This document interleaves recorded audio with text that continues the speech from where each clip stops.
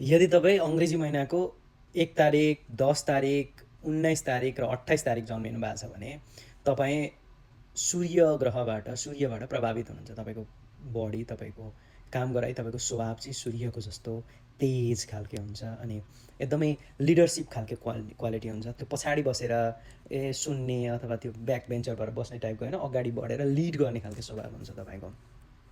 Plus सूर्य आफैमा एउटा स्रोत हो जसले चाहिँ अरूलाई ऊर्जा दिन्छ, अरूलाई तातो दिइरहेको हुन्छ।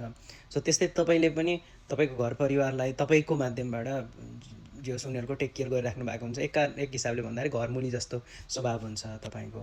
अनि आगो प्रकृतिको मान्छे भएको कारणले गर्दाखेरि एकदमै एग्रेसिभ टाइपको, अलिकति झडङझुडुङ पनि, अलिकति कहिलेकाहीँ शङ्का जस्तो पनि देखिने। तर ऊ एकोरो आफ्नो कुरामा लागेपछि उसले त्यो फिनिस्ड गरेरै छोड्ने खालके प्रकृति स्वभाव हुन्छ।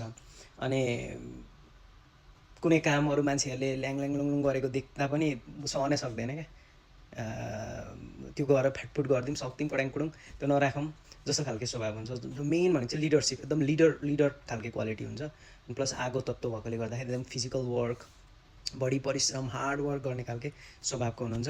को हुनुहुन्छ त्यो नम्बरको कमेन्ट गर्नुहोस् र मिल्छ कि मिल्दैन त पनि भन्नु है त।